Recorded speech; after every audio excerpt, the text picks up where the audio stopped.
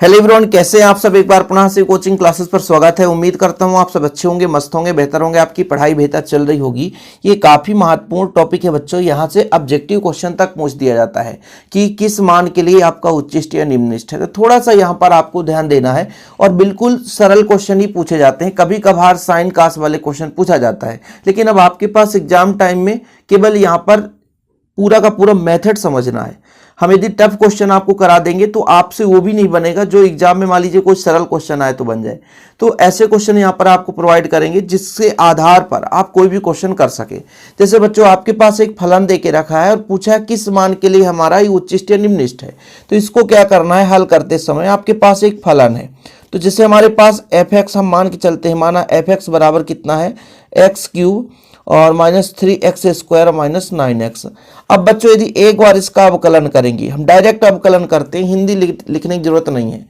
तो यहाँ पर 3 सामने आ जाएगा, 3x² हो जाएगा बच्चों, ठीक है। इसके बाद यहाँ पर यदि हम इसका अवकलन करेंगे 3 दूना 6x हो जाएगा। बाकी इसका जो आपका x का 1 हो जाएगा तो 9 बचेगा। इसको हम समीकरण 1 दे सकते हैं। फिर एक बार फिर से अवकलन करते हैं तो डबल यहाँ पर निशान लग गया, मतलब दूसरे बार अवकलन। तो 3 दूना 6x हो गया, -6 हो गया।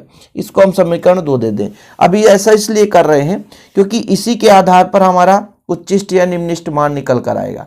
अब जैसे बच्चों उच्चिष्ट या निम्निष्ट मान के लिए, ठीक है, यहाँ पर आप लिखोगे उच्चिष्ट या निम्निष्ट मान के लिए, निम्निष्ठ मान के लिए हमको क्या करना है, जो फर्स्ट अवकलन किया बच्चों उसको हमको 0 के बराबर रख कर x का मान निकालना है। जैसे हमारे पास है 3x² माइनस 6x और यहाँ पे माइनस आपका हो जाएगा 3, ठीक है, और -9 सॉरी बराबर 0। 3 बाहर ले लो तो x², 3 दूना 6x और फिर आपका हो जाएगा बच्चों कितना, 3 त्रिकाई 9। तो यहाँ पे 2 आ जाएगा, सही है, बराबर 0। अब इसको तोड़ो भाई, गुणा भाग करने पर कैसा भी आए आपका 2 आए और जोड़ने पर आपका, गुणा भाग करने पर 3 आए और जोड़ने पर आपका 2 आए।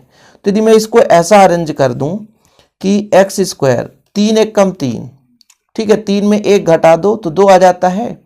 तो यहाँ पर मैं लिख देता हूँ 3x और माइनस प्लस x। तो ये ऐसा ठीक होगा, 3 एक कम 3, ठीक, ये चीज़ देखो। अब इसको आप थोड़ा सा देखो, 3 बाहर रखो। यहाँ से यदि आप देखोगे तो जब x बाहर लोगे बच्चों, तो x जब बाहर लोगे तो x -3 आ जाएगा। इसमें से +1 कॉमन लो तो x -3 आ जाएगा, ठीक, बराबर में 0। यानी कुल मिलाकर के आपका आ चुका है x +1 और x -3 = 0। इतना क्लियर है। बाकी इसका कोई मैटर है नहीं, इसको आप बाहर कर दो तो x बराबर आपका एक -1 आ जाएगा, वह x बराबर -3 आ जाएगा, ठीक है। दो चीज +3 आएगा ना, पक्षांतर होगा तो +3 आ गया, ठीक। तो एक आपका -1 आया और एक आपका 3 आया। अब इन दोनों वैल्यू पर हमें चेक करना है किस मान के लिए उच्चिष्ट या निम्निष्ट आए। तो जैसे हम बच्चों x बराबर -1 f" x पर रखने पर, है ना, रखते हैं। रखो जरा, यहाँ पर देखो, इस पे वैल्यू पुट करना है। ये जो आपका दिया है ना, इस पर ही वैल्यू पुट करना है। मतलब f" और कितना रखो, -1। तो कितना आएगा बच्चों, 6 गुणे -1 -6, मतलब आपका -12 आ गया। अब यदि ये 0 से छोटा है, यानी आपका ऋणात्मक है, तो यदि ऋणात्मक मान है तो उच्चिष्ट होगा इसके लिए, ठीक है। मतलब जो फलन है, फलन जो आपका f(x) है, ठीक है, x बराबर -1 पर क्या है बच्चों, उच्चिष्ट है। क्या है, उच्चिष्ट है। ध्यान रखना है, यदि आपका ऋणात्मक मान आया तो फलन उच्चिष्ट है, ठीक है। x बराबर आप कितना रख दो, 3 रखने पर, कहां पर यदि देना है तो समीकरण 1 में भी आप लिख सकते हो। तो f" हो जाएगा, 3 रखेंगे तो 6 गुणा 3 -6, मतलब आपका 12 आ गया, जो कि कैसा बच्चों, धनात्मक। यदि मान धनात्मक आ रहा है तो आपका ये क्या हो जाएगा, निम्निष्ट है, ठीक है। मतलब x बराबर 3 पर फलन कैसा बच्चों, फलन f(x) क्या है, निम्निष्ट है। ये आपका निकल कर आंसर आ गया। ऐसे क्वेश्चन, इजी क्वेश्चन आते हैं, ठीक है, कि सबसे पहले आप एक बार अवकलन करो और इसको 0 के बराबर निकालकर x का वैल्यू निकाल लो। ठीक है, दूसरा कंडीशन, जो भी मान आए तो ये दोबारा जो अवकलन की है इस पे मान रखेंगे। यदि धनात्मक आएगा धनात्मक तो उल्टा निम्निष्ठ होगा, यदि ऋणात्मक आया तो उल्टा उच्चिष्ट हो जाएगा। ठीक है, धनात्मक तो निम्निष्ठ और ऋणात्मक आया तो उच्चिष्ट होगा। कितना सिंपल है। दूसरा क्वेश्चन जैसे यहां पर आप हल करिए, y बराबर कितना है x इंटू 5 माइनस एक्स। जब बच्चों y बराबर इसको कैलकुलेट करोगे तो 5 माइनस एक्स स्क्वायर हो जाएगा, ये y बराबर है। अब इसको अपन क्या करेंगे, एक बार अवकलन करेंगे। जब एक बार अवकलन करेंगे मतलब f डैश x जो हो जाएगा वो dy अपॉन dx के बराबर है, ध्यान रखिएगा वही चीज है। ठीक है, तो जब एक बार अवकलन करेंगे बच्चों तो इसका आ जाएगा 5, x का 1 हो जाएगा, माइनस 2x हो जाएगा। यदि हम f डबल डैश x की बात करें मतलब दो बार अवकलन, D square by upon D x square, मतलब यहाँ पर 5 का 0 माइनस 2 आ जाएगा। अब देखो भाई माइनस 2 आया है, कोई भी वैल्यू आएगा दोबारा अवकलन करेंगे माइनस 2 आएगा ही, चाहे आपका कुछ भी वैल्यू हो। उच्चिष्ट या निम्निष्ठ के लिए थोड़ा सा देखिए, उच्चिष्ठ ठीक है या निम्निष्ठ के लिए, निम्निष्ठ के लिए। अब ऐसे भी पता हो गया कि यदि माइनस आ गया है तो यहां पर कुछ भी रखेंगे तो माइनस ही आएगा और माइनस आएगा तो उच्चिष्ट ही होगा, कुछ भी कर लो, बस किस मान के लिए उच्चिष्ट है ये हमको पता करने के लिए f डैश एक्स बराबर क्या करना पड़ता है, 0 करना पड़ता है। ठीक है, मतलब 5 माइनस 2x बराबर क्या करेंगे 0, तो 2x बराबर 5 हो जाएगा, तो x बराबर 5/2। अब ये 5/2 हम इस पे रख दें, यदि इस पे रख दें बच्चों तो ये वैल्यू आपका ऋणात्मक ही रहेगा। यानी मैं आपसे कह दूं कि x बराबर 5/2 पर f डबल डैश x, इसका जो मान आएगा आपका -2 ही आएगा, डबल डैश पे ही, जो कि क्या है ऋणात्मक है। क्या बच्चों, ऋणात्मक है। ठीक है, क्या है ऋणात्मक है, इसलिए x बराबर 5/2 पर, x और 5/2 पर जो दिया गया फलन है, दिया गया फलन है, दिया गया फलन है वो कैसा होगा बच्चों, कैसा होगा, उच्चिष्ट होगा। उच्चिष्ट क्यों होगा, क्योंकि ये ऋणात्मक है, उच्चिष्ट होगा। बिल्कुल सिंपल ही क्वेश्चन आते हैं, 2 नंबर में ऐसे क्वेश्चन पूछ दिए जाते हैं, बिल्कुल सिंपल, कठिन वाले क्वेश्चन नहीं देंगे बिल्कुल। तो आप लोग परेशान नहीं होने कि यार इतना लंबा चौड़ा क्वेश्चन दे देगा तो हम क्या करेंगे, तो बिल्कुल भाई साहब ऐसा क्वेश्चन नहीं देगा जो आपसे ना बने।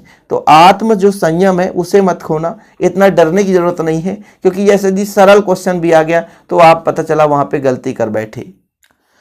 अब एक थोड़ा सा लंबा क्वेश्चन दे दूं, भले ही डर जाओ आप, एफ एक्स बराबर है, एक लंबा क्वेश्चन दे रहा हूं ना, एक्स के पावर 5 है माइनस 5x के पावर 4, इसको मैं डायरेक्ट करूंगा ना, ज्यादा समय नहीं लूंगा, ये क्यूब हो जाएगा और -1। इसको अपन को चेक करना है। ठीक है, चेक करना है किस किस पर आए, कैसे कैसे वैल्यू आएगा आपको चेक करना। बस मैं कहा सबसे पहले एक बार आप कलन करोगे तो 5x घात 4 आ जाएगा, और 4 सामने आएगा, 4 पंचे 20x घात 3 आ जाएगा, और ये 3 सामने आएगा, 3 पंचे 15x स्क्वायर हो जाएगा। अब कलन तो कर दिए, 1 का 0 हो गया, कुछ है ही नहीं है।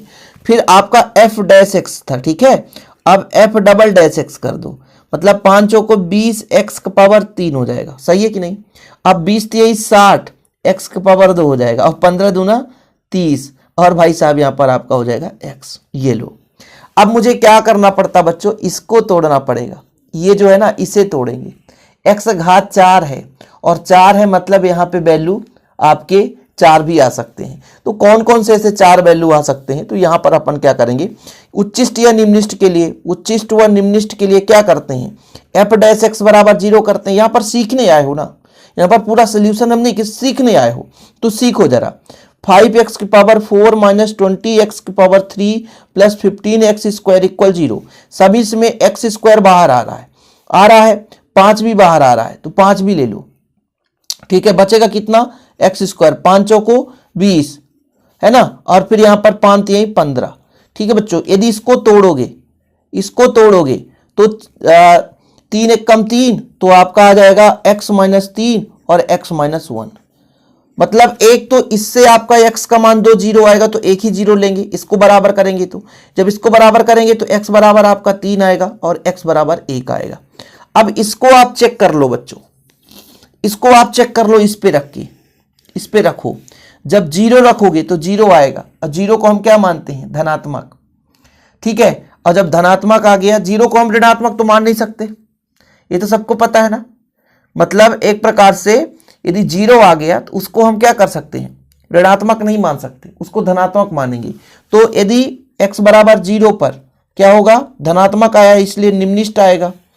और जब x बराबर 1 रखेंगे, 1 जब x बराबर 1 रखोगे इसमें डबल डैश में, ठीक है, तो BC रहेगा, ये 60 रहेगा और ये 30 रहेगा। तो 20 30 50 माइनस आएगा, मतलब x बराबर 1 पर ये ऋणात्मक आएगा। क्या आएगा, ऋणात्मक। तो ऋणात्मक पर उच्चिष्ट आएगा। क्या आएगा, उच्चिष्ट आएगा। चीजें क्लियर। जब x बराबर 3 रखोगे तो 3 त्रिकाई 9 और 9 दूना 18, 180 हो गया। ओहो ज्यादा हो जाएगा। 3 त्रिकाई 9 त्रिक 27 और 27 दूनी कितना हो जाएगा, 540 हो जाएगा टोटल। ठीक है, 540 यहाँ आएगा, 9 चौको 36, मतलब प्लस आएगा। तो x बराबर 3 पर निम्निष्ठ होगा। चीजें क्लियर। तो ये तरीका है, ठीक है, ध्यान ये रखना बच्चों। ठीक, अच्छा एक चीज यहां पर मैं गलत बता दिया आपको कि x बराबर 0 पर ये धनात्मक नहीं है, तो इसलिए यहां पर लिख लेना x बराबर 0 जब भी आ जाए, x बराबर 0 पर यदि मान लीजिए वैल्यू पुट करेंगे x बराबर 0 तो 0 ही देगा, 0 ही दिया। और 0 में ना तो उच्चिष्ट होता है ना तो निम्निष्ठ होता है। यदि मान लीजिए 0 रखते कोई धनात्मक वैल्यू आता तो निम्निष्ठ हो जाता, 0 रखते कोई ऋणात्मक वैल्यू आता तो आपका उच्चिष्ट हो जाता। लेकिन यदि 0 रखने पर 0 ही दे दिया तो इस पर ना तो वर्धमान है, ना तो उच्चिष्ट है और ना तो निम्निष्ठ है। याद रखना, यदि x बराबर 0 रखने पर 0 ही आ गया, या कोई वैल्यू रखें और 0 आ जाए, कोई भी वैल्यू रखें यदि 0 आ जाए, ध्यान रखना आप लोग, नोट कर लो आप, यदि कोई भी वैल्यू रखें 0 आ जाए, कोई भी वैल्यू रखें यदि 0 आ जाए तो ना तो वो उच्चिष्ट है और ना तो उस पर निम्निष्ठ है। चीजें क्लियर। तो उच्चिष्ट और निम्निष्ठ के ऐसे सिंपल क्वेश्चन करो आप, जिससे एग्जाम में आ जाए तो बन जाए और आपको दिक्कत ना हो। ओके बच्चों, और किस टॉपिक पर वीडियो चाहिए बता देना, बाकी समय कम है यार, आपके लेवल पे काम कर रहा हूं, आपके कमेंट्स के आधार पर वीडियोस दे रहा हूं। जय हिंद, वंदे मातरम।